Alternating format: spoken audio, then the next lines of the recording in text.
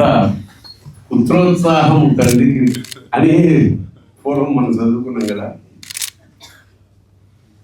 ఇప్పుడు ఇంకొక విశేషం ఏంటంటే ఆ పుత్రుడికి ఇంకో పుత్రుడు పుట్టిన వేళ సాయి తాత అయ్యాడు.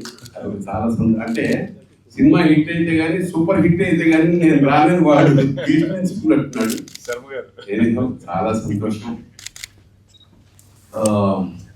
ఇది ఆల్రెడీ సక్సెస్ఫుల్ పిక్చర్ కాబట్టి దీని గురించి నేనేం పెద్ద కామెంట్ ఏం లేదు, కానీ ఇట్స్ అన్ ఎక్స్పీరియన్స్. ఇందులో ఫస్ట్ సక్సెస్ నేనేమనుకున్నా అంటే సినిమా చూస్తున్నప్పుడు సినిమా చివరి వరకు నెక్స్ట్ సీన్ ఏమవుతుందో తెలియకపోవడం అనే స్క్రీన్ ప్లే చాలా గొప్పగా ఉంది. అది దర్శకుడు రచయిత ఇద్దరు ఒకటే కాబట్టి. And second strength of the film is music. అదరగొట్టేసాడు అసలు మ్యూజిక్. శ్రీచరణ్ వంట చాలా అద్భుతంగా. అంటే ఒక్కొక్కసారి ఏంటంటే మన చేతిలో ఏముండవు, అన్నీ కుదిరిపోతాయి. అలా అందరి పాత్రలు చాలా మంది క్యారెక్టర్స్ కొత్త వాళ్ళు ఇందులో, అంటే కొంచెం పాత వాళ్ళు కొత్త వాళ్ళు మిక్స్ చేశారు. మన Ravi Varma one of the best character నాకు తెలిసి ఈ మధ్యకాలంలో. ప్రతి సీన్లోనూ ఏదో ఒక ఉత్కంఠ నెక్స్ట్ ఏమవుతుందన్న ఇది కలగజేశారు. అది ఫస్ట్ హాఫ్ అంతా సైన్స్ మీద వెళ్ళి సెకండ్ హాఫ్ డివోషన్. హీరో ఇంత ఏంటంటే ఎక్కడ సినిమాలో పాటలు లేవు. ఆశ్చర్యం వేసింది నాకు. నేను పాటలు లేకుండా సినిమా ఎలా తీసేయడా అనిపించింది. అంటే పాటల అవసరం మాకు స్ఫురించలేదు అసలు. అలా ఊపిరి సలపకుండా తీసాడు. పైగా 2.5 గంటల సినిమా ఇది. నాకు చూసే ఇంతవరకు నాకు తెలియదు. రెండో పాయింట్ చాలా అవసరం.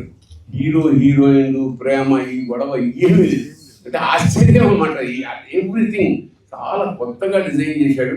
ఆ వెన్నుపూస మీద దాని మీద గుడిపి రావడం అనే కాన్సెప్ట్ అది చాలా థ్రిల్లింగ్గా ఉంది. నెక్స్ట్ ఎవరికి వస్తుందా, ఏ క్యారెక్టర్కి వస్తుందో తెలియకుండా ఒక సస్పెన్స్ లో మెయింటైన్ మనం కన్ను తీసుకున్న పరిస్థితి ఏర్పడింది వలసలో. So it's fantastic experience. Shambala అనేది ఒక అనుభూతి. నిజంగా లాస్ట్కి వాళ్ళు ఇచ్చిన ఆ సౌండ్, అంటే గంటలు మోగించడంలో ఉండే ఒక సైన్స్ చెప్పాడు. యాక్చువల్గా ఎలక్ట్రానిక్ మైక్రోస్కోప్ కనుక వేసి మనం గంట దగ్గర కనుక ఆగమార్థంతు దేవానాం గమనార్థంతు రాక్షసాం అంటారు. అంటే పాజిటివ్ ఎనర్జీ రావడానికి నెగటివ్ ఎనర్జీ పోవడానికి గంట వాడతాం గుళ్ళో మనం. అది ప్రధానం. అయితే గంట కుడుతున్నప్పుడు కనుక ఎలక్ట్రానిక్ మైక్రోస్కోప్ కనుక నువ్వు ఫోకస్ చేసి పెట్టగలిగితే కొన్ని కోట్ల క్రిములు నెగిటివ్ ఎనర్జీ కుప్పగల రాజు పడిపోతాయి అన్నమాట. దట్ ఈస్ అదే పవర్ ఓంకారానికి కూడా ఉంది.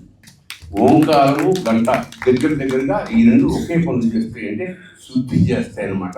అలాగా చాలా రోజుల తర్వాత ఒక మంచి సినిమా చూసి ఒక మేము కూడా పరిశుభ్రమైన అన్న ఫీలింగ్ నాకు కలిగింది.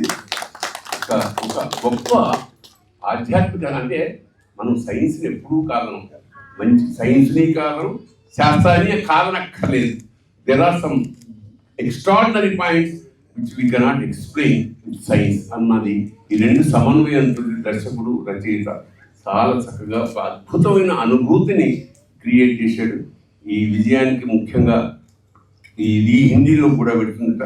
యావత్ భారతదేశం అన్ని భాషల్లోనూ చూడదగ్గ సినిమాగా నేను భావిస్తూ, ఈ సక్సెస్ ఇప్పుడే ఆగదు, ఇది ఇంకా చాలా విజృంభించి పెద్ద స్థాయిలో పెడుతుందని మనస్ఫూర్తిగా కోరుకుంటూ అభినందనలు తెలుపుకుంటూ, ముఖ్యంగా మా సాయి కళ్ళలో ఆనందం చాలా ఏళ్ళ తర్వాత, అంటే వాడు సక్సెస్ అవ్వడం, వాళ్ళ ఫ్యామిలీ సక్సెస్ అవ్వడం, కొడుకు సక్సెస్ అవ్వడం అనేది నిజంగా ఎవరికైనా చాలా గొప్ప ఆనందం కలిగిస్తుంది.